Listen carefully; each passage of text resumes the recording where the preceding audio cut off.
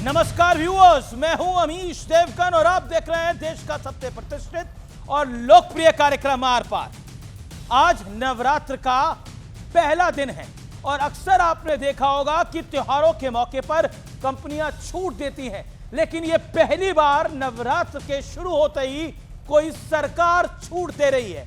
यानी मोदी सरकार देश की आम जनता को भारी छूट दे रही है। जीएसटी की सस्ती दरें आज से लागू हो गई हैं, जिसके बाद करीब 400 चीजों की कीमत में बम्पर डिस्काउंट शुरू हो जाएगा। यानी यह सरकार का तोहफा है और मोदी सरकार ने इसे बचत उत्सव का नाम दे दिया है।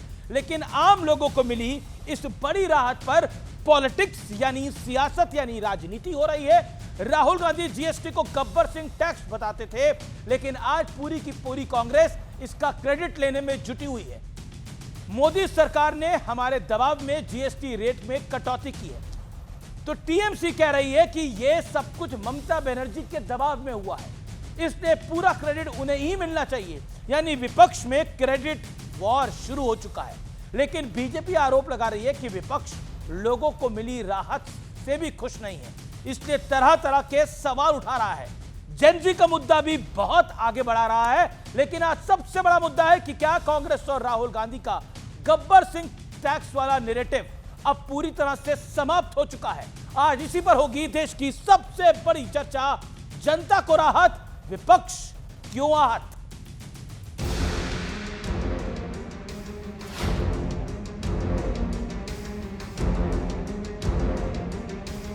नागरिक देवो भवः के जिस मंत्र के साथ आगे बढ़ रहे हैं, अगर हम इनकम टैक्स में छूट और जीएसटी में छूट को जोड़ दें, उससे देश के लोगों को 2.5 लाख करोड़ रुपए से ज्यादा की बचत होगी।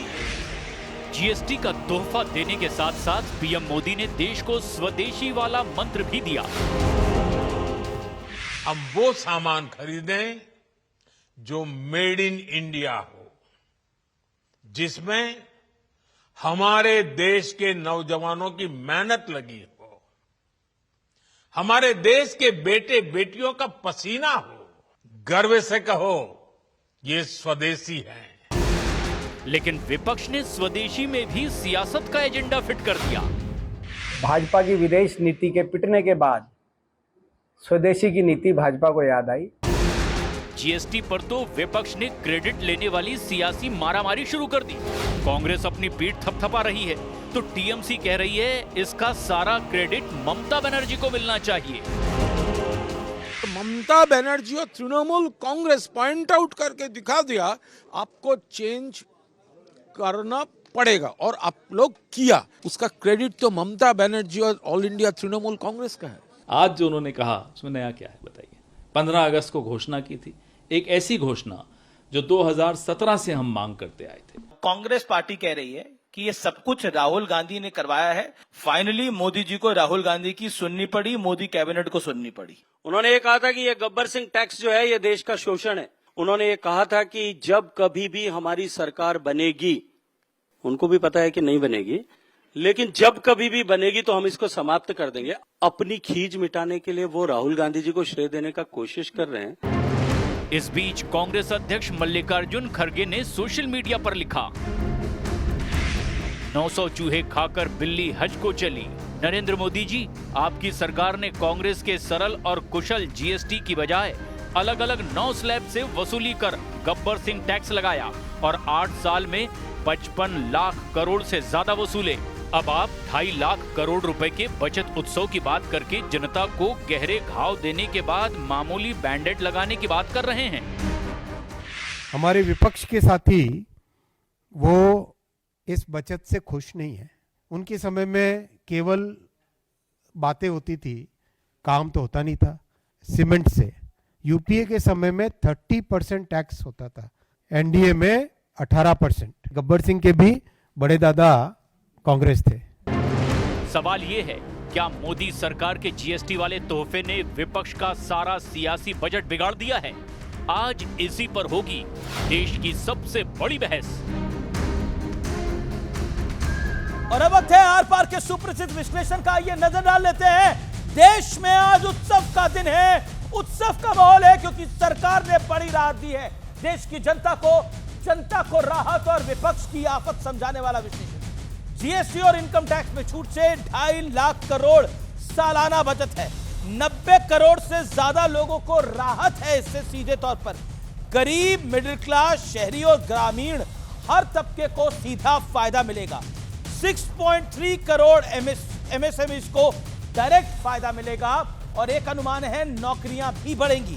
अब विपक्ष क्यों बेचैन है? पॉइंट नंबर 1, बिहार चुनाव से पहले बीजेपी का ये बड़ा बूस्टर है। गब्बर सिंह टैक्स वाला राहुल गांधी और कांग्रेस का नैरेटिव बुरी तरह से बैकफायर किया है। अगर काम किया होता तो कहीं तो कांग्रेस जीत के आती चुनाव के अंदर। तीसरा, सियासी नुकसान के डर से विपक्ष में क्रेडिट लेने की होड़ है। कांग्रेस कह रही है राहुल गांधी को क्रेडिट है, ममता बनर्जी कह रही है कि टीएमसी कह रही है ममता बनर्जी को क्रेडिट है, आम आदमी पार्टी कह रही है केजरीवाल को क्रेडिट है। जीएसटी में कटौती के बाद महंगाई वाला मुद्दा भी फेल होगा। 395 हमने एक एस्टिमेट लगाया, 395 वस्तुएं चीजें सस्ती होने से मोदी सरकार का जनता से कनेक्ट बढ़ेगा। अब आज का सवाल आता है, आज का बड़ा सवाल है और प्रमुख सवाल है, आलोचना करें या तारीफ? क्या विपक्ष इसे लेकर थोड़ा कंफ्यूज है? इसीलिए कहीं क्रेडिट है और कहीं कहा जा रहा है कि मोदी सरकार पहले लूटती थी तो टैक्स में कैसे लूटा जाता है, यह बड़ी बात है। मेरे साथ चर्चा के लिए कौन कौन है? मेरे साथ बीजेपी के member of parliament doctor Sudhanshu Trivedi हैं, इस चर्चा में प्रवक्ता भी हैं। मेरे साथ कांग्रेस से अतुल नौदे पाटिल साहब हैं, प्रवक्ता कांग्रेस पार्टी के, उनका अभिनंदन है। मेरे साथ इस चर्चा में प्रोफेसर दीप्ति तनेजा हैं, जानी मानी अर्थशास्त्री हैं, दिल्ली यूनिवर्सिटी की जानी मानी प्रोफेसर हैं।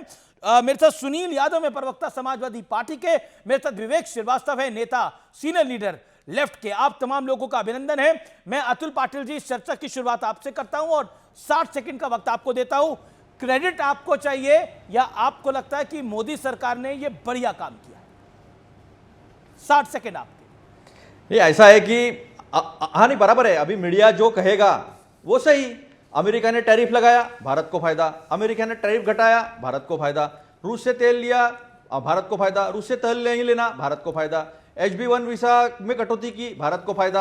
HB1 वीसा में बढ़ोतरी की, भारत को फायदा। दोनों तरफ से जो है वो मोदी जी को फायदा होता है मीडिया की नजरों से। लेकिन मुझे पहले ये एक सवाल आपसे पूछना है, आपने इतना बड़ा विश्लेषण किया, मुझे बताओ 18% जीएसटी होनी चाहिए, ये 2017 में किसने कहा था? किसने कहा था कि ये हाफ बेक्ड है, इसका पायलट प्रोजेक्ट होना चाहिए? और 18% में 8 साल के बाद में आए। ट्यूबलाइट है क्या देश के प्रधानमंत्री, जिनको 8 साल बाद पता चला ये हो रहा है? जीएसटी काउंसिल केवल दिखावा है। 15 अगस्त को खुद ही कह देते हैं, 15 अगस्त को खुद ही कह देते हैं कि ये जो है 18 और 5% की स्लैब रहेगी, और बाद में जीएसटी काउंसिल की मीटिंग होती है। यानी वो तो दिखावा है जीएसटी काउंसिल, जो करते मोदी जी करते। तो बुरा किया तो मोदी जी ने किया। पहले अगर आज बचत महोत्सव है तो इसका मतलब है कि 2025 के पहले, यानी 22 सितंबर 25 के पहले वो लूट थी, क्योंकि आप लूट रहे थे। 20 लाख करोड़ रुपए लूट लिया आपने। जिस तरह से 46 लाख करोड़ कच्चा तेल सस्ता होने के बाद पेट्रोल, डीजल और रोड इंफ्रास्ट्रक्चर सेस लगाया आपने, एक्साइज और रोड इंफ्रास्ट्रक्चर सेस, और 46 लाख करोड़ लूट लिए 2014 के बाद। उसी तरह से ये 20 लाख करोड़ हो गए 8 साल के। तो आपने करीब 66 लाख करोड़ लूट कर 2.5 लाख करोड़ दिए। तो आपको आना तो पड़ा हमारी पिच पर ना, कि रेवेन्यू न्यूट्रल रेट। अभी मेरे से अगर टेक्निकली बात करनी है तो मैं रेवेन्यू न्यूट्रल रेट भी समझा दूंगा क्या था, और वो क्यों नहीं एक्सेप्ट किया उस वक्त, और क्यों 9 स्लैब लगाई, और अभी क्यों आपको 2 स्लैब पे, जो राहुल गांधी ने कहा उस पर आना पड़ा आपको। तो क्रेडिट लेने की बात नहीं है, समझ की बात है। राहुल गांधी जी को जो समझता था वो मोदी जी को समझ नहीं लगे, 8 साल लग गए। ये सच सामने रखने इसमें क्रेडिट लेने की क्या बात है? आपने लूटा है, सच है। आपने अपने पॉइंट को। सुधांशु त्रिवेदी, आपको मेरी आवाज मिल रही है? सुधांशु, मैं आपके पास आऊंगा, लेकिन मैं प्रोफेसर दीप्ति तनेजा आपके पास आता हूं। आप क्या कहना चाहती हैं इस विषय के ऊपर? आपके 60 सेकंड है, योर टेक। पहले तो भारत की एक सिटीजन होने के नाते I would say I am very unhappy अपने माननीय प्रधानमंत्री को ही नेशनल प्लेटफॉर्म पे ट्यूबलाइट कहना, that is not becoming of anything.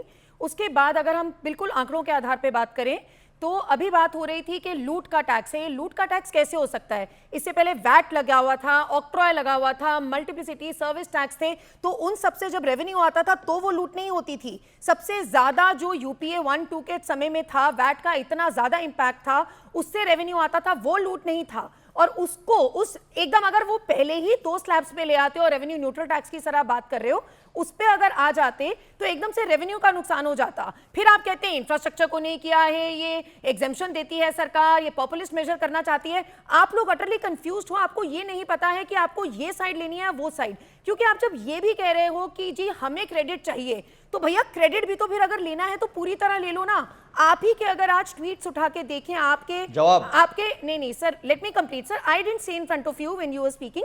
आप ही लोगों के अगर ट्वीट्स उठा के देखें तो आप उसमें भी इतनी सारी खामियां निकाल रहे हो। भैया अगर क्रेडिट है तो क्रेडिट होता है। प्रोफेसर 60 सेकंड हो गए। एक मेरा छोटा सा सवाल है, कांग्रेस कह रही है अगर ये बचत है तो पहले लूट था। 20 सेकंड। बिल्कुल भी ये लूट नहीं था सर, बिल्कुल उस समय वो टैक्स को मैच्योर होने के लिए टाइम चाहिए था, क्योंकि कैस्केडिंग इफेक्ट होता था। कैस्केडिंग इफेक्ट को हम नहीं भूल सकते हैं जो पिछले टैक्स रिजीम में होता था। ओके, एक ऑब्जेक्शन है, प्राइम मिनिस्टर को ट्यूबलाइट कहना सही नहीं है। Make your point. Atul Patil, make your point. नहीं, सबसे पहली बात तो यह है कि सेनवैट, वैट और जीएसटी ये ग्रेजुअल रिफॉर्म्स की प्रोसेस थी। अब जब जीएसटी की चर्चा हुई तब रेवेन्यू न्यूट्रल रेट की चर्चा हुई कि जितने टैक्सेस है वो सब सब्सिट्यूट हो जाने के बाद कितना टैक्स आएगा। मनमोहन सिंह साहब ने उसका 14.5% कैलकुलेट किया था। 18% से ज्यादा टैक्स नहीं होना चाहिए, सिंपल होना चाहिए, एक ही टैक्स स्लैब होनी चाहिए। ये सारी बातें हैं। अभी मैंने कह दिया तो इनको बुरा लगा। हमारे नेता को तो देश के प्रधानमंत्री ने पार्लियामेंट में क्या क्या नहीं कहा है, क्या क्या नहीं कहा है। मन की बात में बच्चों के साथ बात करते करते समय क्या कहा है, 50 साल का बच्चा कहा है ना, क्या कहा था, यह देखा नहीं होगा इन्होंने, क्योंकि देश के प्रधानमंत्री ने इस देश की भाषा बिगाड़ी है। देश के प्रधानमंत्री ने जर्सी गाय कहा है। दीप्ति जी, ऑब्जेक्शन लिया आपने? प्रधानमंत्री ने 50 करोड़ की गठबंधन कहा, ऑब्जेक्शन लिया आपने? प्रधानमंत्री के पद से इस देश के हर एक महिला का अपमान ना लड़े, वो प्रोफेसर हैं। बहुत इज्जत करती हूँ। ये केलकर कमेटी की रिपोर्ट आई थी 2020 में, जिसको यूपीए को भी समझने में 2010 तक का टाइम लग गया था। लेकिन आप बार बार डॉक्टर मनमोहन सिंह की सरकार की बात कर रहे हैं। आपके पास 10 साल की सरकार थी, आप जीएसटी पे कंसेंसस नहीं बना पाए थे। जीएसटी पे कंसेंसस नरेंद्र मोदी ने बनवाई और उन्होंने लागू किया। और जिस दिन ये आधी रात को मिडनाइट को लागू हो रहा था, कांग्रेस ने इसका विरोध किया। डॉक्टर मनमोहन सिंह को भी नहीं जाने दिया, वो जाना चाहते थे, उनको भी नहीं जाने दिया। मैं सुधांशु त्रिवेदी के पास आता हूं। सुधांशु त्रिवेदी, शायद आप तक ऑडियो आ रहा था या नहीं आ रहा था, मेरी जानकारी नहीं है, लेकिन प्राइम मिनिस्टर के लिए एक शब्द का इस्तेमाल हुआ, वो ट्यूबलाइट शब्द का इस्तेमाल कांग्रेस के प्रवक्ता ने करा। दूसरा पॉइंट, वो कह रहे हैं कि फाइनली आपको राहुल गांधी की सुननी पड़ी, माननी पड़ी। देखिए, आज शक्ति की आराधना का पर्व प्रारंभ हुआ है। भारत में आज से त्योहारों का मौसम प्रारंभ होता है, पर्व का उत्सव। तो सर्वप्रथम मैं कहना चाहूंगा, हमारे यहां देवी की आराधना समृद्धि के रूप में भी की जाती है। तो कहा जाता ना, या देवी सर्वभूतेषु समृद्धि रूपेण संस्थिता, नमस्तस्यै नमस्तस्यै नमस्तस्यै नमो नमः। परंतु मैं कांग्रेस के लिए कहूंगा कि सद्बुद्धि रूपेण संस्थिता, इनके यहां सद्बुद्धि के रूप में आए तो शायद ये अपना और देश का अधिक भला कर सके। अभी हमारे मित्र अतुल जी क्या बोल रहे थे, जीएसटी काउंसिल में निर्णय हुआ 2017 में। महोदय, जीएसटी काउंसिल में आज तक जितने निर्णय हुए हैं सर्वसम्मति से हुए हैं। जितने भी टैक्स स्लैब लगाए गए सारे राज्यों के फाइनेंस मिनिस्टर्स ने साइन करके दिए हैं। विद आप सर अपने अपने टर्न पे बोलिए, जब आपका टर्न आए मेरी बात की धज्जी उड़ा दीजिएगा। मात्र 2 साल पहले संसद के पटल पर वित्त मंत्री ने आपके बीच में नहीं बोले, आप 3 बारी बोल चुके हैं, वो पहली बार बोल रहे हैं। भाई, तो 60 सेकंड का वक्त तो देंगे ना। अपने अपने टर्न पे बोलिए। अतुल जी, देश को तय करने दीजिए कौन गलत है। अपना टर्न है, आप फैक्ट से मेरी बात को चिन्ह चिन्ह कर दीजिए। मैं कह रहा हूं, सारे निर्णय जीएसटी काउंसिल में सर्वसम्मत से हुए। सदन के पटल पर वित्त मंत्री ने 2 साल पहले कहा था, विपक्ष का एक आदमी चू नहीं बोल पाया, एक अपोजिशन में लिखा गया लेटर ऑफ डिसकंटेंट नहीं दिखा पाया। अभी जब यह निर्णय हुआ तो कांग्रेस 2 राज्यों ने पहले असहमति व्यक्त करने की बात कही, कर्नाटक और केरल ने। उसके उपरांत हिमाचल, जो कांग्रेस शासित राज्य था, वो भी साथ में था। फिर यह बात हुई कि परंपरा रही है आज तक सर्वसम्मत से हो, या इन्हें लगा होगा कि टैक्स कटने में हम विरोध करेंगे। अंततः अतुल जी, कर्नाटक और केरल ने भी सहमति पे हस्ताक्षर किए। इसलिए कांग्रेस को झूठ बोलना बंद करना चाहिए कि 2017 से आज तक कैसे हुआ। नंबर 2 बात, 2017 में दरें ज्यादा थी और कम इसलिए थी कि कि उस समय जो वैट का सिस्टम था जिसमें राज्य, और दूसरा देखिए आपके मुंह से क्या निकल गया, जीएसटी की बात करते करते आप पेट्रोलियम प्रोडक्ट कहां से ले आए? पेट्रोलियम आबकारी यानी जो शराब है, ये दो तो राज्यों ने कभी आने ही नहीं दिए। और मैं ईमानदारी से कह रहा हूं, हमारा राज्य हो या आपका राज्य, ये जीएसटी में नहीं आने देना चाहते थे, तो जीएसटी में पेट्रोल कहां से आ गया? हां, दूसरी बात, जिन राज्यों ने दावा किया था, हिमाचल में आपकी सरकार ने कहा था ना, आते ही पेट्रोल का दाम कम करेंगे, एक हफ्ते में पेट्रोल का दाम बढ़ा दिया था। खैर, अब हम यह कहना चाहते हैं कि जो कारण था 2017 से पहले जो वैट था वो इतना ज्यादा था और राज्य सरकारें एकदम अपनी कटौती करने को तैयार नहीं थी। 2016 में ज्यादातर राज्य सरकारें विपक्ष की थी, तो इस कारण से क्या था कि उसको, जिसको कैस्केडिंग इफेक्ट कहते हैं ना, धीरे धीरे चीजों को सेटल करके एक बिंदु पर लाने का कार्य किया। और ऑन द लाइटर नोट मैं लास्ट में कहना चाहूंगा, महोदय, आपने प्रधानमंत्री जी को ट्यूबलाइट बोला, अरे कोई बात नहीं, वो तो गाली बकने से लेके और कब्र खुदे की टुकड़े टुकड़े बहुत सुनते रहे, मगर मैं एक बात पे दर्शकों से कहना चाहता हूं, जब से मोदी जी आए हैं ये ट्यूबलाइट भी एलईडी वाली हो गई है। अब वो ट्यूबलाइट वो नहीं जो कांग्रेस के जमाने में फ्लिकर करके जलती थी, loop loop loop loop loop तब जलती थी, अब तो खट से जलती है साहब। अब ट्यूबलाइट भी बदल गई है, पता नहीं आप ट्यूबलाइट में भी अब नई जमाने में पड़े हुए हैं। इसलिए मेरा कहना है, तेरे गठरी में लागा चोर मुसाफिर, मन की आंखें खोल। ओके, अतुल पाटिल, देन सुनील यादव, और आप ट्यूबलाइट को पुराने स्टाइल में यूज कर रहे हैं। ओके, अतुल पाटिल। देखो, अभी सुधांशु त्रिवेदी जैसा प्रवक्ता पढ़ा लिखा अगर ऐसी बात करेगा तो डिफेंड करने में तकलीफ कैसी होती है, सुनिए। मैंने बोला था जीएसटी काउंसिल की मीटिंग कब हुई? जीएसटी काउंसिल की मीटिंग 15 अगस्त के बाद में हुई। घोषणा प्रधानमंत्री ने 15 अगस्त को कर दी थी 2 स्लैब की। समझ में नहीं आया सुधांशु जी के, वो कह रहे थे 2017। अरे जीएसटी काउंसिल तो एक्ट में आया ना जीएसटी के, तो काउंसिल की मीटिंग बाद में हुई, डिक्लेयर पहले मोदी जी ने कर लिया, तो पहली गलती आपकी। दूसरी, आप एलईडी कर रहे हैं ना, सारा एलईडी चाइना से खरीदते हो, तो चाइना के अंदर में काम करते हो क्या? आप कुछ नहीं कर पाए? हमने किया था, हमने किया है। आपके जमाने में कौन सी कंपनी खुली है? चाइना से सारा इंपोर्ट करते हो। आज चिप के बारे में बोल रहे थे, स्वदेशी के बारे में बोल रहे थे। जिस देश का प्रधानमंत्री सारा विदेशी पहनता है, क्या क्या पहनते हैं?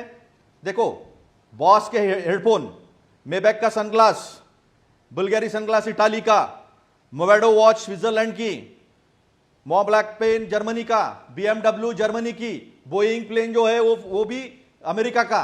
सारा विदेशी पहनने वाले देश के प्रधानमंत्री जनता को कह रहे स्वदेशी पहनो, पहले खुद बोलो।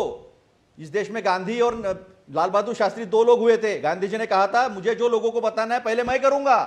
लाल बहादुर शास्त्री जी ने कहा था जब अनाज की कमतरता थी और अमेरिका ने इसी तरह से हमला किया था तो उन्होंने कहा मैं एक बार खाना खाऊंगा। फाइनली प्रधानमंत्री मोदी को गांधी की लीग में खड़ा कर रहे हो, लाल बहादुर शास्त्री की लीग में खड़ा कर रहे हो, ये बड़ी एक्सेप्टेंस आप कर रही है कांग्रेस पार्टी। तो अभी आप कैसे आ गए? आप गांधी और शास्त्री की लीग में खड़ा कर रहे हो प्रधानमंत्री मोदी को, that's a big one. Okay, Sudhanshu Trivedi 20 seconds. नहीं, लीग में खड़ा नहीं कर रहा हूं। खड़ा कर दिया आपने, खड़ा कर नहीं रहते, खड़ा कर दिया, नहीं हो पाए, अभी खड़ा करा आपने, अभी आपने खड़ा करा उसी लीग में। ओके, और हो नहीं पाएंगे। 20 सेकंड सुधांशु जी, बिल्कुल नहीं। अमित जी आपको बीजेपी का प्रवक्ता बनके मोदी जी की तारीफ करना आप करो। नहीं, मैं तो देश का प्रवक्ता हूं सर। ये जो जीएसटी में राहत मिली है, ये देश के लोगों को राहत मिली है। Middle class, neo middle class, lower middle class, उनको राहत मिली है। ये गरीब आदमी को राहत मिली है। आज देश के हर वर्ग को राहत मिली है। आप कह रहे हैं कि प्रवक्ता, अरे देश सेलिब्रेट कर रहा है, आप परेशान हो, आप दुखी हो तो कोई क्या करे? खुद पहनेगा, आप दुखी हो तो कोई क्या करेगा?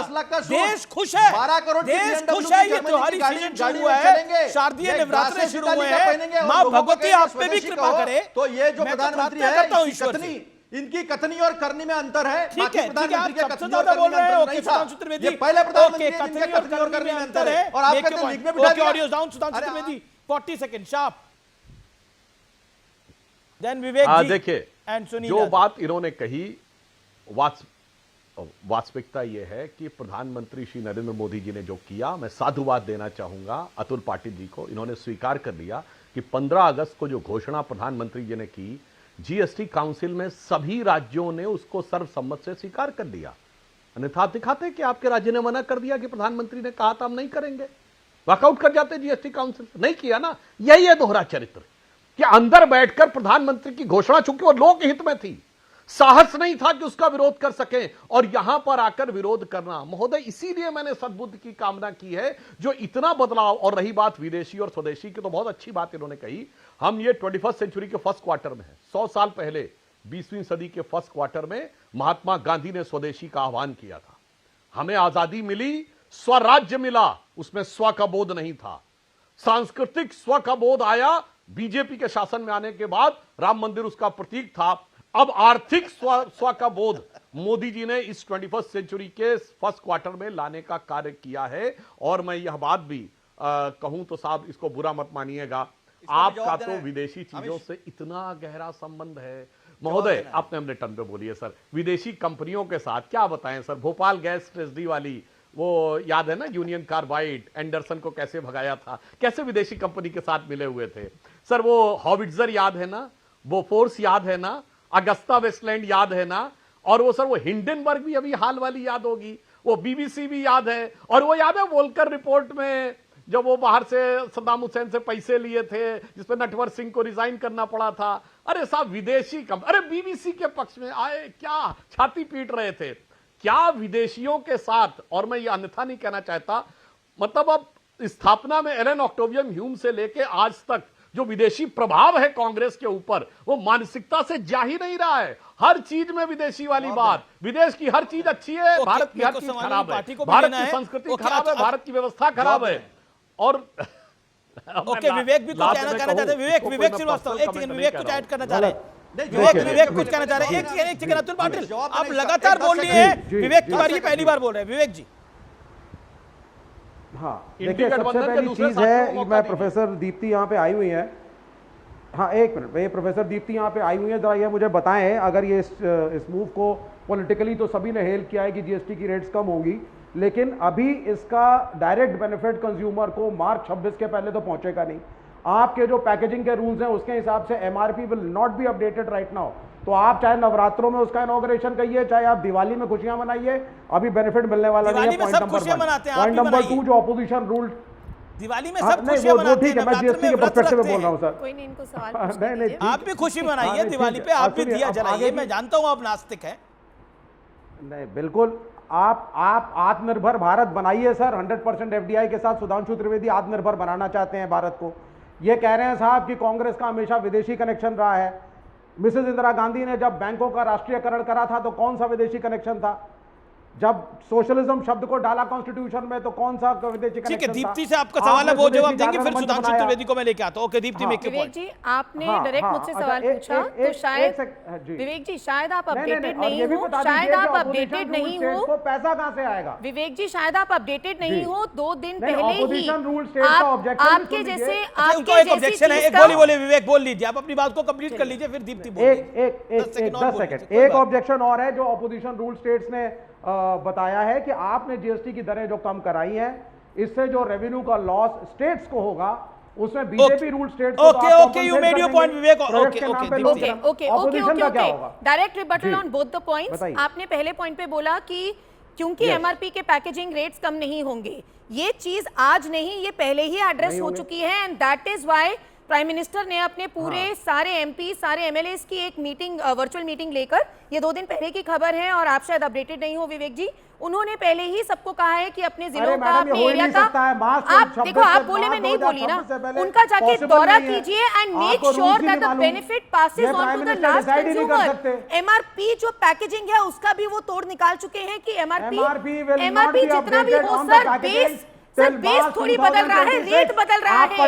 विवेक जी, बेस नहीं बदल रहा, आप इस बात को समझो। एमआरपी से उसका एमआरपी तो वही रहेगा, बेस वही है, वो रेट कम हो जाएगा, उसकी वजह से बेनिफिट जाएगा कंज्यूमर को, which is what they are ensuring. आप तो पहले ही पेसिमिज्म में आ गए, आज आप मार्केट नहीं गए हो शायद।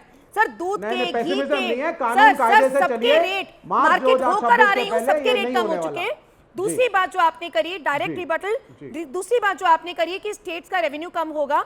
सर, स्टेट्स का रेवेन्यू फाइनेंस कमीशन होती है उसके तहत डिसाइड होता है, उसमें भी सारे स्टेट्स का रिप्रेजेंटेशन होता है, पूरी एक टैक्स डेवल्यूशन मेथोडोलॉजी होती है, उसके तहत अगर ओवरऑल, और वैसे भी यहाँ पे भी पेसिमिस्ट ऑप्टिमिज्म नहीं है, आपका पेसिमिस्ट व्यू है, कि आप No, कह रहे हो कि don't call पूरा me a revenue pessimist. I am asking you a technical question. पूरा revenue Opposition base rule states नहीं को कम डर है होगा, बेस कि बढ़ेगा, आप हमें compensate नहीं करेंगे। In the economy which will be devolved as per the tax अच्छा, devolution. एक परिवार को कितनी राहत मिल रही है दीप्ति, अगर मैं आपसे सिंपल पूछूं तो? बिल्कुल, एक परिवार को अगर आप छोटी से छोटी चीज उठा के देखो, क्योंकि उसमें टूथब्रश, टूथपेस्ट, दूध, घी, रोजमर्रा की चीजें हैं, चाहे आप 5 रुपए की बात करो, चाहे आप 10 रुपए की बात करो, हर चीज का बेनिफिट हुआ है। तो from the new middle class जो प्रधानमंत्री जी ने बात करी टू द पुअरेस्ट, पूरे महीने का अगर हम देखते हैं तो 5 से 7 हजार बेसिक गुड्स वाली जो खरीदता है हाउस होल्ड, उसको भी फायदा होगा। 5-7 हजार रुपए बड़ी बात है, छोटी बात है? 5-7 हजार रुपए अगर मिडिल क्लास के बच रहे हैं सर, गरीबों के भी, मिडिल क्लास के भी, केवल ये तो मैं विवेक से पूछ रहा हूँ, विवेक 5-7 हजार रुपए बचना बड़ी बात है, छोटी बात है? जी सर, आपका क्या व्यू है? सर ये पैनिक में इन्होंने मूव को उठा, सर मैं आपकी बात से बिल्कुल सहमत हूं, हर गरीब को, हर लोअर मिडिल क्लास को अगर बेनिफिट मिलेगा that is a good thing, but it should have been given earlier. दूसरा, ये रिएक्शन में दे रहे हैं, जो टैरिफ लगाए हैं ट्रंप ने उसके रिएक्शन में दे रहे हैं, क्योंकि चीजें महंगे होने जा रही हैं, हमारे ऊपर प्रेशर है, दूध लेते हैं ट्रंप से, अमेरिका से रैडिकली उठाया, सर जब आप कहते हो जवाब नहीं देते, अगर उसके रिएक्शन में भी किया तो बेनिफिट इज पासिंग ऑन, से it in so many words. पर हम दूध नहीं कहां ले रहे हैं ट्रंप से, अमेरिका से? लड़ाई तो पूरी वही है, भारतीय किसान और जो भारतीय डायरी प्रोडक्ट्स है, वहां अमेरिका अपनी एंट्री चाहता है, और वही तो प्रधानमंत्री ने बोला कि जब तक मैं हूं मैं इनको एंट्री नहीं लेने दूंगा। आप कह रहे हैं कि वो चीजें महंगी होने वाली थी, दूध दही कैसे महंगा हो जाता, घी कैसे महंगा हो जाता?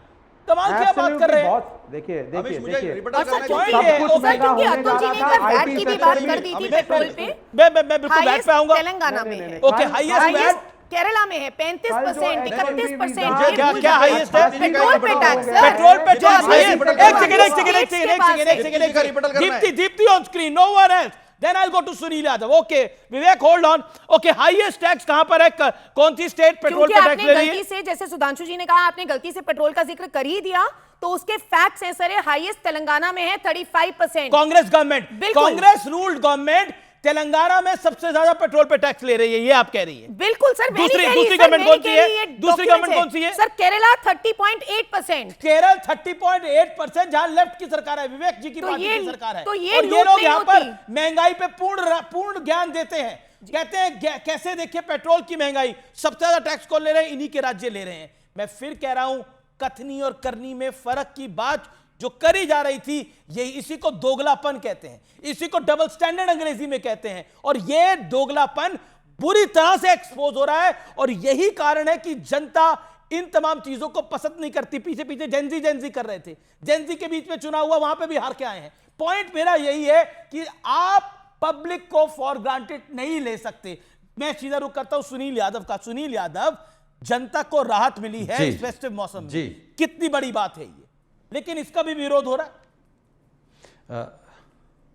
देखिए अमीश भाई, मैं सबसे पहले तो आपके कार्यक्रम के माध्यम से, आज नवरात्रि का प्रथम दिन है, आपको, आपके सभी दर्शकों को और सभी पैनलिस्टों को मैं बधाई देता हूँ, शुभकामनाएं देता हूँ, और माता रानी से प्रार्थना करता हूँ कि कम से कम नवरात्रि भर भारतीय जनता पार्टी और उनके सहयोगी झूठ ना बोलें। अगर ये झूठ नहीं बोलेंगे तो देश सच जान जाएगा। और सच क्या है, मैं सच पर आ रहा हूँ भाई। आदरणीय प्रधानमंत्री जी ने GST 2 लागू किया है, हम उसका स्वागत करते हैं, हम उनको बधाई देते हैं प्रधानमंत्री जी को, और हम लोगों ने प्रधानमंत्री जी को कई बार बधाई दी है। जब प्रधानमंत्री जी पानी पी करके ये कहते थे कि जाति जनगणना कराना पाप है, उसके बाद उन्होंने कहा हम जाति जनगणना कराएंगे, तो हम समाजवादियों ने उनका स्वागत किया है। यही माननीय प्रधानमंत्री जी देश के सम्मानित किसानों को आंदोलन जीवी कहते थे, और उसके बाद उनको अन्नदाता कह करके कृषि कानून वापस लेना पड़ा, हम लोगों ने स्वागत किया। और आज पूरी भारतीय जनता पार्टी, या अमीश भाई मैं ये कह दूं कि पूरा मीडिया ये कह रहा है कि बचत उत्सव देश भर में मनाया जा रहा, माननीय प्रधानमंत्री जी शामिल भी हो रहे हैं। अच्छी बात है, कौन नहीं खुश होगा कि अगर आपकी जेब में कुछ बच जाए। लेकिन अगर बचत उत्सव आज मनाया जा रहा है तो इसका मतलब इससे पहले GST लगा के जो लूटा जा रहा था, तो लूट उत्सव के जिम्मेदार क्या प्रधानमंत्री नरेंद्र मोदी जी हैं? क्या चीज लूट या है नहीं आपको लग रहा है? अगर बचत उत्सव के जिम्मेदार आदरणीय मोदी जी हैं, तो जो लूट उत्सव चल रहा था अब तक, क्या लूट, उसके जिम्मेदार कौन है? विपक्ष किस है? चीज की लूट? कौन है? अरे भाई, आपने जीएसटी कम कर दिया तो बचत है ना। इससे पहले जीएसटी ले रहे थे, इसका मतलब लूट रहे थे ना। और अमीश भाई, मैं आज आपके कार्यक्रम में बाईमानदारी एक बात कहना चाहता हूं, हालांकि किसी को खराब लग सकती है। आने वाली जो पीढ़ियां होंगी ना, ये जो नई जनरेशन होगी, ये जब इतिहास पढ़ेगी तो इसको तय करना पड़ेगा कि इस देश को ज्यादा बर्बाद अंग्रेजों ने किया या भारतीय जनता पार्टी की सरकारों ने किया।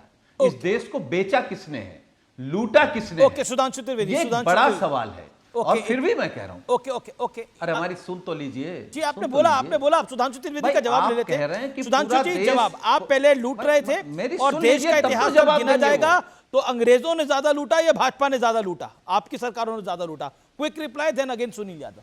नहीं, सुनील जी अपनी बात और पूरी कर लीजिए तो मैं एक साथ जवाब दे देता हूं। ठीक बात, धन्यवाद। मैं केवल यही जानना चाहता हूं, मैं क्या, पूरा देश जानना चाहता है कि आपने ये जीएसटी 2 जो लेकर के आए हैं, इसमें जनता का दबाव महसूस किया, विपक्ष का दबाव महसूस किया, बिहार चुनाव का दबाव महसूस किया, या खुद में गलती का एहसास हुआ आदरणीय प्रधानमंत्री जी को कि हम देश के जो 140 उपभोक्ता थे उनकी जेब काट रहे थे? किसी चीज का तो आभास हुआ होगा, कोई ना कोई तो बात प्रधानमंत्री जी को लगी होगी, क्योंकि प्रधानमंत्री जी अपने फैसले खुद जब वापस लेते हैं, या हम आप कोई भी कुछ बोले या कुछ फैसला करें और जब उसको वापस लेते हैं या उसमें कमी करते हैं तो गलती का एहसास करते हैं। क्या देश के आदरणीय प्रधानमंत्री जी को, बीजेपी के लोगों को, उनके सहयोगियों को, उनकी विचारधारा के लोगों को इस बात की गलती का एहसास हुआ है कि हम ज्यादा टैक्स ले रहे थे? ओके, ठीक है, ये आपने पहले भी बात बोली, लूट हो रही थी, अब एक काट रहे थे। ओके, एक सेकंड, विवेक शांति, सुधांशु जी। हाँ, अब देखिए, मैं जवाब देना चाहता हूं। जो लोग लूट की बात करते हैं वो मुझे लगता है प्रधानमंत्री जी के विषय को समझ ही नहीं पाते। सुनील जी ने जो बात कही, एक अवसर दिया है, मैं लोगों को बताता हूं। ये कोई तात्कालिक दृष्टि से लिया गया निर्णय नहीं है। जब प्रधानमंत्री जी आए, सबसे पहले 2014 में उन्होंने क्या शुरू किया? जनधन योजना। आज 56 करोड़ अकाउंट हैं। ये वर्ल्ड का बिगेस्ट फाइनेंशियल इंक्लूजन है। यानी कैसे गरीब आदमी भारत की अर्थव्यवस्था का हिस्सा ही नहीं होगा, तब तक उसकी शक्ति क्या होगी? उसके बाद लोगों ने कहा था कि इसमें पैसा कहां से आएगा, ऐसे ही आर्थिक विशेषज्ञ बैठे थे। मोदी जी ने कहा कि तुम अकाउंट खोलो, मैं बताऊंगा। फिर आया डीबीटी, डायरेक्ट बेनिफिट ट्रांसफर, उसमें पैसा आया। और आपको पता है 56 करोड़ अकाउंट में कितने पैसे? तकरीबन 2.5 लाख करोड़ रुपए। अब आइए, उसके बाद आया जनधन आधार मोबाइल। फिर गरीब वर्ग को जीवन की जितनी आवश्यकताएं थी, शौचालय से लेके, घर से लेके, नल से जल तक, पहले वो व्यवस्थित कराई गई। उसके बाद कोविड के समय से यह आवश्यकता पड़ी कि कम से कम अनाज की व्यवस्था सुनिश्चित कराई जाए। तो जब गरीब और निम्न मध्यम वर्ग जीवन की मूलभूत आवश्यकताओं से थोड़ा बेहतर हो गया, तब आप याद करिए भारत में एक रेवोल्यूशन आया। आज आपको पता है कितने मोबाइल हैं? 1 अरब 12 करोड़, 85% उसमें से स्मार्टफोन है। आज देश में 97 करोड़ इंटरनेट कनेक्शन है, 94 करोड़ ब्रॉडबैंड कनेक्शन है। और उसके बाद उसको भी सस्ता किया गया।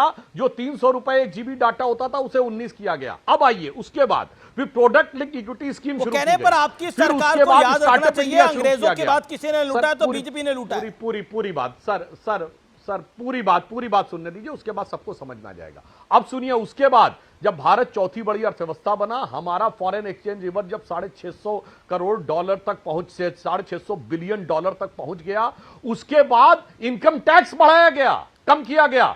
12,75,000 तक इनकम टैक्स फ्री कर दिया गया। मैं दावे से कहता हूं, उस दिन का वीडियो निकाल लीजिए। लोग ये कह रहे थे 10 लाख तक छूट मिल जाए तो बहुत बड़ी बात होगी। पहली बार देश के इतिहास में ऐसा हुआ कि जो सोचा जा रहा था, जो अनुमान लगाया जा रहा था, सरकार ने उससे ज्यादा दिया। उसके बाद उन्होंने अब लोगों को सशक्त करने के लिए यह किया है। और मैं एक और बात भी कहना चाहता हूं, जहां तक टैरिफ की बात है, तो मुझे बड़ी विचित्र बात लगी। विवेक जी वैसे तो पढ़े लिखे व्यक्ति हैं, टैरिफ लगा अमेरिका में और दाम भारत में कैसे बढ़ जाएंगे भाई? टैरिफ अमेरिका में लगा है, हाँ, भारत में उसका यह प्रभाव पड़ेगा कि जिन वस्तुओं पर टैरिफ लगा उस व्यापार पर असर पड़ेगा। टेक्सटाइल और लेदर के व्यापार पर असर पड़ेगा। तो अगर भारत में स्वदेशी हम खरीदेंगे, आज टेक्सटाइल पे जो पैसे जो जीएसटी कम किया गया है, अगर हम अधिक खरीदेंगे तो हमारी वुड्स इंडस्ट्री पे जो दबाव आया है वह कम हो जाएगा। और मैं ये भी बता देना चाहता हूं, टैरिफ के लिए भारत के युवाओं की प्रतिभा को हमें बढ़ाना चाहिए विशेषज्ञता के क्षेत्रों में। इस दौर में भी अमेरिका ने 2 क्षेत्रों में हमें 0 टैरिफ रखा है। कौन है? फार्मास्यूटिकल और इलेक्ट्रॉनिक आइटम, स्मार्टफोन। क्योंकि अमेरिका को पता है कि कपड़े का तो हम किसी चीज को कम और ज्यादा नहीं आंक रहे, पर कपड़े और लेदर के लिए उसके बाद ऑप्शन है बांग्लादेश से लेकर वियतनाम तक, मगर स्मार्टफोन और फार्मास्यूटिकल में नहीं है। आज भारत को समझना होगा कि विशेष दक्षता के क्षेत्रों में आपको वो शक्ति हासिल करनी होगी कि चाहकर भी कोई 0% टैरिफ से ऊपर ना उठने पाए। मगर क्या बताएं, ये तो देश के युवा को वहीं रखना चाहते हैं। भाई तू 40 साल पहले के दौर में जी और 9 से 6 वाली नौकरी में बैठकर काम कर, उसके अलावा तू जिंदगी की कुछ मत सोच, नौकरी के आगे कुछ मत सोच। अरे भाई, दुनिया का विराट स्वरूप भारत की कुछ कहना प्रतीक्षा चाहते हैं, कर रहा सुनील है, यादव कुछ उसे कहना चाहते समझने हैं की जरूरत है। जी, बड़ी खबर एक आ रही है, बड़ी खबर आ रही है। अब बीजेपी के नेता मंत्री गजेंद्र सिंह शेखावत ने जेनजी के मुद्दे पर बड़ा बयान दिया है न्यूज 18 के कार्यक्रम में, और राहुल गांधी पर सीधे तौर पर हमला बोला है। भारत का जेनजी देश के विषयों को लेकर जिम्मेदार है, सीधे तौर पर कहा है। यूनिवर्सिटी के चुनावों ने यह दिखा दिया कि जेनजी किसके साथ आज खड़ा है। राहुल से कांग्रेस पार्टी को उम्मीद अब नहीं बची है। क्या कहा है गजेंद्र शेखावत ने, आइए देखते हैं। जेनजी पर आप क्या कहना चाहते हैं, क्योंकि बहुत कुछ कहा जा रहा है, नेपाल जैसे हालात यहां ना बन जाए। देश का भविष्य और भारत का जेनजी जिस तरह से देश के विषयों को लेकर के जिम्मेदार है, पंजाब यूनिवर्सिटी का चुनाव, दिल्ली यूनिवर्सिटी का चुनाव, हैदराबाद यूनिवर्सिटी का चुनाव, ये इस बात का परिचायक है। देश का युवा देश के परिवर्तन और देश के विकास और विकसित भारत के संकल्प के साथ पूरी ताकत के साथ जुड़ा और खड़ा है। देश का पर राहुल गांधी को जेनजी से उम्मीद है काफी। हाँ, लेकिन राहुल गांधी जी से कांग्रेस पार्टी के नेताओं को और उनके कार्यकर्ताओं को कितनी उम्मीद बची है, समीक्षा इस पर करनी चाहिए। तो ये थे गजेंद्र सिंह शेखावत, जिन्होंने बड़ी स्टेटमेंट दी है। अब से कुछ देर पहले ये बड़ी स्टेटमेंट दी है। मैं अतुल पाटिल का रुख करता हूं। वो कह रहे जेनजी तो मोदी के साथ दिखाई दे रहा है, जिस तरह से लगातार यूनिवर्सिटी चुनाव जीते गए हैं। क्या कहना चाहते हैं? और कांग्रेस पार्टी को राहुल गांधी से उम्मीद नहीं है, कैबिनेट मिनिस्टर गजेंद्र शेखावत कह रहे हैं। Atul Patil 40 second, then madam I am coming to you.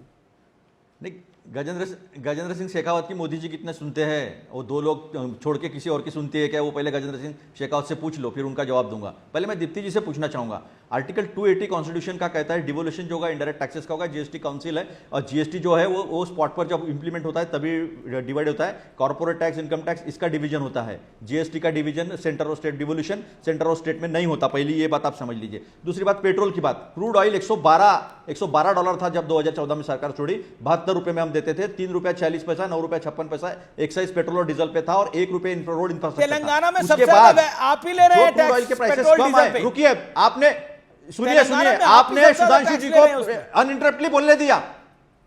सुनो ना, मेरी बात सुनो। आपने सुधांशु जी को अनइंटरप्टली बोलने दिया। मैंने एक भी बात झूठ होगी ना तो बाद में कह देना मैं झूठ बात बोल रहा हूं। सुनिए, मैं आपको एक फैक्ट रख रहा हूं कि सबसे ज्यादा टैक्स पेट्रोल पे कांग्रेस की सरकार लेती है ना तेलंगाना, और यहां आप कहते हो हम सस्ता करेंगे। मैं बताता हूं, मैं हरियाणा का भी बताता हूं, राजस्थान का भी। सुनो, अभी बीच में आप बोलो मत। अभी बहुत पट्टियां खुलनी है अभी। तो हमारे वक्त टैक्स था ₹3.56, 9 रुपए। अरे मैं तेलंगाना की बात कर रहा हूं। आज के वक्त पेट्रोल डीजल पर ₹1 था। देखिए, आपने हमको बुलाया है, हमको बोलने दीजिए। बाद में आप सही झूठ का क्या है, बीच में रोकिए मत। आपने सुधांशु जी को पूरा बोलने दिया, बात कह रहा हूं। और मैं सच बोल रहा हूं, फिर भी आप मुझे टोक रहे हो। कांग्रेस की सरकार सबसे ज्यादा कोई फैक्चुअल बात नहीं कह रहे आप ले रही है। और हाँ, मैं दिखाता हूं ना, मैं आपको वैट की बात चल रही ना, मैं वैट बताता हूं ना। हरियाणा में कितना है, राजस्थान में कितना है, आसाम में कितना है, सबके वैट बताता हूं मेरे को। कांग्रेस की सरकार ले रही है सर। सुनो, बात सुनो मेरी। बस 30 सेकंड दे दीजिए, बीच में मत बोलिए। 30 सेकंड दे दीजिए। 30 सेकंड के 40 सेकंड। तो इन्होंने क्या किया, ₹32, ₹33 एक्साइज ड्यूटी लगाई पेट्रोल डीजल पर, और ₹1 रोड इंफ्रास्ट्रक्चर सेस जो है वो ₹18 लिया। और अब तक इन्होंने 46 लाख करोड़ लोगों के जेब से लूट लिए। ये मैंने कहा क्योंकि क्रूड ऑयल का प्राइस आज पूरा मिला दिए तो एवरेज 11 साल में $52 के ऊपर नहीं गया। हमारे वक्त $112 होने के बावजूद ₹72 और ₹58 डीजल पेट्रोल था। तो ये बात भी आप ध्यान में रखिए। अब दूसरी बात, इन्होंने कहा एओ ह्यूम ने बनाया ना, लेकिन हमने देश को आजादी दिलाई, जेल में गए, फांसियां हुई, गोलियां खाई, और आपने बनाया था ना खुद ने आरएसएस और हिंदू महासभा, लेकिन आपने मुखबिरी की है, अंग्रेजों की मुखबिरी की है। कौन सी बात कर रहे हैं आप? मैंने ये कहा था कथनी और करनी का अंतर, इस देश के प्रधानमंत्री के कथनी और करनी में बहुत अंतर है, जो गांधी जी और लाल बहादुर शास्त्री में नहीं था। खुद विदेशी सारा पहनेंगे और लोगों को कहेंगे स्वदेशी को, तो पहले स्वदेशी पर आओ। ये बात। और दूसरी बात, जब सबसे पहले एटीएम आया तो उसका विरोध करने वाले बीजेपी वाले थे। अरे आप बार-बार जेनजी कर रहे थे, जेनजी के ऊपर अब दिल्ली यूनिवर्सिटी का, हैदराबाद यूनिवर्सिटी का, पंजाब यूनिवर्सिटी का रिजल्ट आ गया तो आप कुछ बोल नहीं रहे हैं। ओके, बोलिए। सुनिए ना, पोल पट्टी खोल रहा हूं ना मैं, अभी सुनिए ना, तो मुझे तो मेरा तो कंप्लीट करने दीजिए। आपने 2.5 मिनट बोला, शांत होइए ना। ओके, सुधांशु जी बोलिए। 50 second Sudhanshu Trivedi, audio down. Sudhanshu Trivedi, Atul भाई, अभी मैं पट्टी खोलता हूं। इन्होंने कहा कितना पेट्रोल बढ़ा, तो मैं दर्शकों से कहना चाहता हूं, जब हमारी सरकार गई थी 2004 में, जाके चेक कर लीजिए, पेट्रोल 32 या 34 रुपए, 32-33 रुपए प्रति लीटर था। जब हमारी सरकार आई 2014 में, तो पेट्रोल 67 या 68 रुपए प्रति लीटर था। कितना बढ़ा? 120% के आसपास। आज पेट्रोल कितना है? 95 रुपए। कितना बढ़ा? 60%।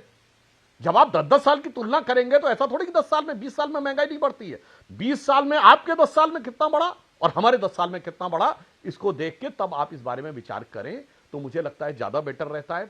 और रही बात जेनजी की बात, तो मैं ये कहना चाहता हूं अमीश जी, आज का जेनजी वो है जिसने अपने दम के ऊपर आज 2 लाख से अधिक स्टार्टअप खड़े किए हैं, कितने यूनिकॉर्न्स खड़े किए हैं अपने दम पे। जेनजी का आदर्श कौन है? जो पेप्सी का चीफ बन के बैठे, जो माइक्रोसॉफ्ट का चीफ बन के बैठे हैं, जो वर्ल्ड बैंक के चीफ बन के बैठे हैं, अजय बंगा हो, इंदिरा नूई हो, या सुंदर पिचाई हो, या सत्य नडेला हो, और नरेंद्र मोदी जी उसमें हैं, जहां से पार्टी को शुरू करके ईंट ईंट जोड़ते हुए जहां तक श्यामा प्रसाद मुखर्जी और दीनदयाल जी ने पहुंचाया, उसके आगे अटल जी अडवाणी जी ने पहुंचाया, और यह भव्य स्वरूप आज आप दिया है मोदी जी ने। उसके साथ जेनजी खड़ी ना की वो जिसे विरासत में एक महल मिला था और उसे खंडहर में तब्दील करके बैठ गए, जो उनके साथ जेनजी खड़ी हुई दिखाई नहीं पड़ सकती। सर जी बोलिए मैडम। आपने टैक्स डेवल्यूशन की बात करी अतुल जी, आपने सवाल पूछा था तो मैं उसी का जवाब दूंगी। अमीर जी, बड़ी खबर, केंद्रीय मंत्री अश्विनी वैष्णव का विपक्ष पर हमला है। सीधे तौर पर विपक्ष इन सुधार और बचत से भी खुश नहीं है, तो किससे खुश होगा? यूपी ने इसे गब्बर सिंह टैक्स और बड़े दादा वाला टैक्स बोला था। ओके, मैं रुक करता हूं मैडम का। मैडम क्या कहना चाहती हैं आप? आज लोग कह रहे हैं पेट्रोल डीजल पे टैक्स है, वो तो महंगा ही है।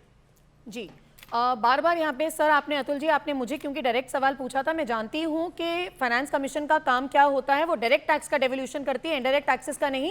बट क्योंकि आप ये बात भूल रहे हो शायद कि डायरेक्ट टैक्सेस में भी, जैसे सुधांशु जी ने भी कहा था और कल माननीय प्रधानमंत्री जी ने भी अपने संबोधन में ये कहा है कि डायरेक्ट टैक्सेस में भी जब से न्यू टैक्स रिजीम आई है, सर आप बोलने तो दो, न्यू टैक्स रिजीम जब आई है तो डायरेक्ट टैक्सेस की भी दरें कम हुई हैं, इनकम टैक्स की दरें कम हुई हैं और कॉर्पोरेट टैक्स की दरें कम हुई हैं। तो वो जो पूरा पूल है उसी से ही टैक्स डेवल्यूशन फॉर्मूले से स्टेट्स को जाएगा। ये आपका जो क्वेश्चन था मैं उसका जवाब दे रही हूं। और जैसे कि सुधांशु जी ने बहुत सारे इकोनॉमिक फंडामेंटल्स बताए, उसमें एक बहुत इंपॉर्टेंट और फंडामेंटल है सर, 880 मेट्रिक टन का इस समय हमारी कंट्री के पास गोल्ड रिजर्व है। जी, जो वर्ल्ड का 7th लार्जेस्ट रिजर्व है। जी मैडम, मैं रुक करता हूं। अतुल पाटिल का रुक है।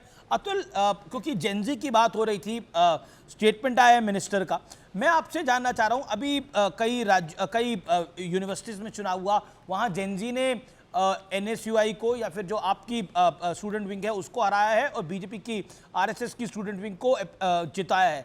क्या आपको लगता नहीं है जेनजी का ये बड़ा मैसेज है? और उसके बाद भी आप कह रहे हैं जेनजी नहीं, जेनजी का बड़ा मैसेज ये है कि PhD, MSc, MA ग्रेजुएशन के लोग जो है चपरासी के लिए बस में जिस तरह से भर भर के जयपुर से जा रहे थे, आज वो जेनजी का इंपॉर्टेंट मैसेज इस सरकार ने ध्यान में लेना। सर मैं इलेक्शन रिजल्ट्स की बात कर रहा हूं, जो यूनिवर्सिटी इलेक्शन रिजल्ट्स आए, बिना पूछे निकाल देने। नहीं, तो मैं सरकार को क्या करना चाहिए, आप तो इलेक्शन पे ही रुके हो, सरकार को क्या करना चाहिए वो हम बता रहे। इलेक्शन इंपॉर्टेंट होता है, देना चाहिए। थोड़े दिनों पहले ही राहुल जी ने ट्वीट किया जेनजी के बारे में, इसलिए मैंने पूछा। हाँ बराबर है, जेनजी के बारे में यही किया है, टेक्नो सेवी है और जेनजी के क्या विषय इस सरकार को ध्यान में लाना जरूरी है। विपक्ष अपना काम कर रही है, लेकिन क्या है, जिस तरह से आप सुधांशु को बिल्कुल विदाउट इंटरप्शन बोलने देते हैं, हमें बोलने देते नहीं है, हमारा जवाब नहीं लेते आप। लेकिन ठीक है, जनता देख रही है, हम कोशिश करते हैं हमारा जवाब रखने की। तो पूरे देश में महाराष्ट्र में एमपीएससी के पेपर लीक को लेकर 10 से 11 पेपर लीक हुए, 21 पेपर बिहार में लीक हुए हैं, राजस्थान में 27 पेपर लीक हुए हैं। एसएससी को लेकर लोगों को आंदोलन नहीं करने दिया जाता है, पहले इतनी पुलिस आती है, डंडे से पीटा जाता है। रेलवे भर्ती के लिए किस तरह से पीटा गया था सारा देखा है। वो सुधांशु त्रिवेदी, जेनजी का मैसेज अभी आने का है, अभी आने का है, अभी एक नहीं सर टाइम लिमिट है ना सर, 50 सेकंड बोला आपने, टाइम लिमिट है। Okay Sudhanshu Trivedi, okay 40 second Sudhanshu Trivedi, 40 second Sudhanshu Trivedi. Privi purse cancel किया तब भी आपने विरोध किया, कंप्यूटराइजेशन किया तब भी विरोध किया, एटीएम लाया तब भी विरोध किया, डीबीटी लाया तब भी विरोध किया, आधार कार्ड लाया तब भी विरोध किया, जीएसटी लाया उसको भी विरोध किया, हर चीज को विरोध किया और बाद में उसको लपक के पकड़ लिया। एफडीआई के बारे में आप लपक के पकड़ रहे हैं जीएसटी को, क्योंकि वो अभी okay audio sound, okay 40 second Sudhanshu ji, stick to time limit. Okay देखिए, लपकते लपकते अतुल जी डीबीटी भी बोल गए, जो डीबीटी हम लोग लाए थे, इन्होंने कहा डीबीटी का भी विरोध किया। तो मुझे लगता है यहां पे थोड़ी समस्या। खैर, मैं ये बताना चाहता हूं जेन जी और टैक्स सेवी क्या होता है, एक उदाहरण देता हूं। कांग्रेस के वित्त मंत्री चिदंबरम साहब ने पार्लियामेंट के फ्लोर पे खड़े होकर कहा था भारत के लोग कम टैक्स सेवी हैं, भारत के लोग कम पढ़े लिखे हैं, कैसे डिजिटल ट्रांजैक्शन कर पाएंगे, anybody can go and check the video. मगर प्रधानमंत्री जी को भारत की युवा पीढ़ी की शक्ति पर भरोसा था। आज डिजिटल ट्रांजैक्शन में हम दुनिया के नंबर 1 देश हैं, 48% डिजिटल ट्रांजैक्शन हम करते हैं, जो अमेरिका चाइना से मिलाकर भी ज्यादा है। और यूपीआई वीजा को पीछे छोड़कर एक दिन में डिजिटल ट्रांजैक्शन करने वाला वर्ल्ड का सबसे बड़ा प्लेटफॉर्म बना है मेरे भाई, जागो। और मैं लास्ट में एक और बात कह दूं, अभी अतुल जी ने कहा था स्वतंत्रता का संघर्ष लड़ा, फांसी चढ़े और गोली खाए। मैं चैलेंज करके पूछता हूं, कांग्रेस का राष्ट्रीय अध्यक्ष स्तर का एक नेता बताइए जो अंग्रेजों की गोली खाया हो, एक नेता बताइए जो फांसी चढ़ा हो। हां, अल्फ्रेड रोब, जॉर्ज यूल और विलियम वेडनबर्न कांग्रेस के अध्यक्षों में से एक थे, जो ब्रिटिश सरकार के सेक्रेटरी थे। 1910 तक विलियम वेडनबर्न अध्यक्ष था। और गांधी जी को रिसीव करते हुए इरविन का वीडियो अवेलेबल है। और माउंटबेटन के साथ शिमला में गर्मी की छुट्टी बिताते हुए नेहरू जी की फोटो अवेलेबल है। अब यह कैसी मोहब्बत और कैसी लड़ाई, समझ से है बाहर, दुहाई है दुहाई। ओके अतुल पाटिल में क्यों पॉइंट, अतुल पाटिल में क्यों पॉइंट? हाँ, मेरे सब कुछ मेरे पार्टी ने मुखबरी नहीं की, मेरे पार्टी ने मुस्लिम लीग के साथ सरकार बनाकर अलग देश का विभाजन नहीं किया, ये तुम लोगों ने किया है, तो ये तुमको मुबारक। मेरे देश का प्रधानमंत्री, पहला प्रधानमंत्री, अभी तो देश को मुबारक, अभी तो देश को मुबारक। कितना बड़ा नवरात्रि के मौके पर इतनी बड़ी राहत मिली है। अतुल जी, आज आप भी थोड़ी बधाई दे दीजिए मुस्कुराकर, आप भी बधाई दे दीजिए।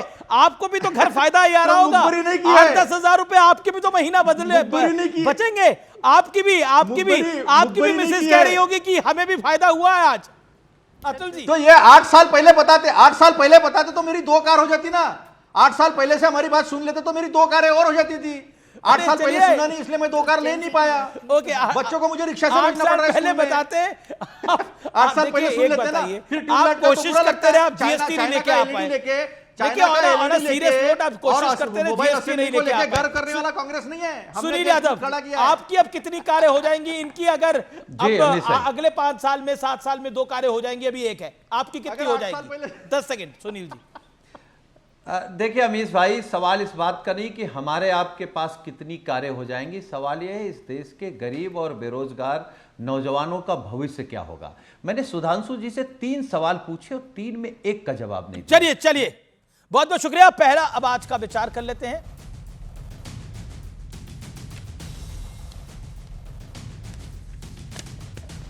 हर रिश्ते में मुनाफा मत खोजिए, कुछ रिश्ते सुकून भी देते हैं। यह था आज का विचार। तो फिलहाल नमस्कार।